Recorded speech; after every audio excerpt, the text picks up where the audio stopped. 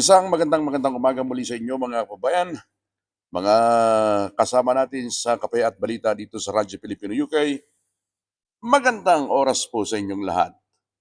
Nakita natin napakadami na, milyon-milyon ang mga taong nagtutungo na po diyan sa Quirino Grandstand mula sa iba't ibang panig po ng Pilipinas para makiisa sa National Rally for Peace na pinangunahan po naman ng mga kapatiran sa Iglesia ni Cristo, mga kaibigan. Kasabay po nito, magbubukas din ngayon, magbabalik ang session ng Kongreso at ng Senado makalipas po naman ang mahigit o halos isang buwan na kanilang Christmas break. Magbabalik po ang kanilang session sa araw na ito at ang unang tatalakayin base sa mga balita ay ang mga impeachment complaints laban po kay Vice President Sara Duterte. Talaga po namang hindi pa rin at ayaw pa rin tantanan ng mga kongresista ang isyong ito, ang impeachment complaint laban po naman kay VP Sara. Ito'y sa kabila po naman ng napakarami na ng mga Iglesia ni Cristo members, mga hindi iglesia na sumusuporta sa naturang National Rally for Peace,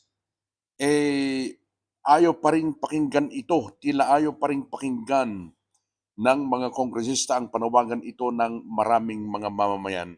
Ano ang tawag ninyo sa mga ito? Ang kakapal naman nila, mga kaibigan, ano? Ibig sabihin, they're not for peace. Oh, they're not for unity. Sila po ay para sa pagkawatak-watak at pagkakagulo ng taong bayan. Dahil sa kabila ng panawagan po na ito, mga kaibigan, yun pa rin ang ipinopronta nilang balita sa pagbabalik po ng kanilang session sa araw na ito, mga kaibigan. Ang isa pa, ito, yung komunista sa Kongreso na siyang mainit at pumupronta sa lahat po ng paghahain ng mga impeachment complaint laban kay BP Sara dyan po sa Kamara.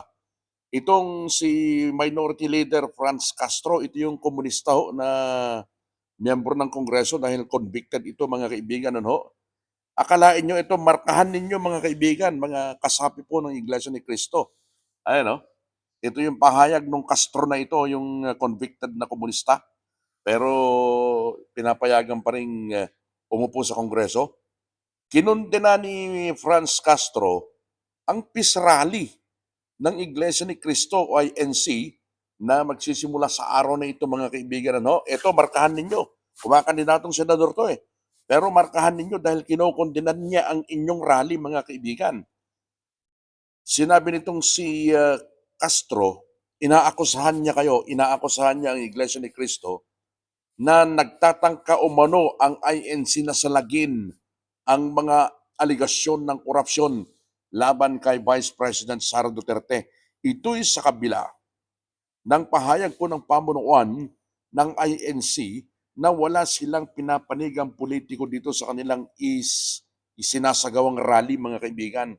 Hindi ho ito pabor kay BP Sara, hindi pabor kay PBM, kundi ang layunin po nito, mga kaibigan, ay suportahan yung panawagan, partikular yung panawagan ng Palasyo ng Malacanang noon na itigil ang impeachment laban kay BP Sara dahil wala ho itong ibubungang maganda sa kahit isang Pilipino.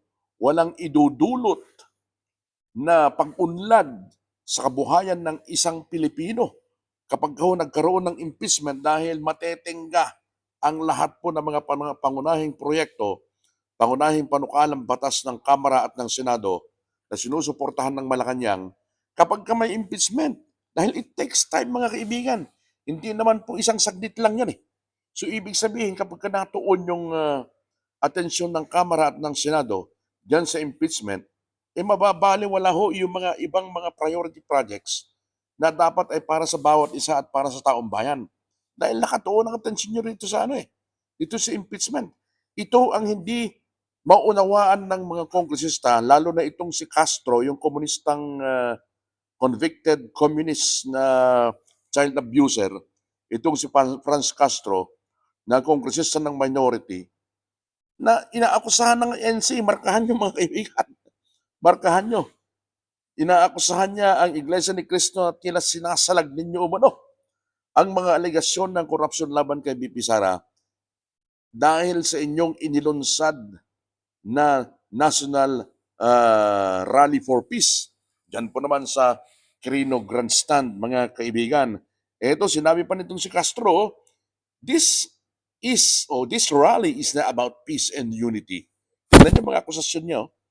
It's a calculated move to protect Vice President Sara Duterte from answering serious allegations about her misuse of confidential funds and her accountability for the deteriorating quality of education in our country. Kita nyo na, sinisisi pa nitong si Castro, itong VP Sara, sa pag-deteriorate daw ng kalidad ng edukasyon sa ating bansa dahil wala pa naman siyang 2 taon na nauupo dyan.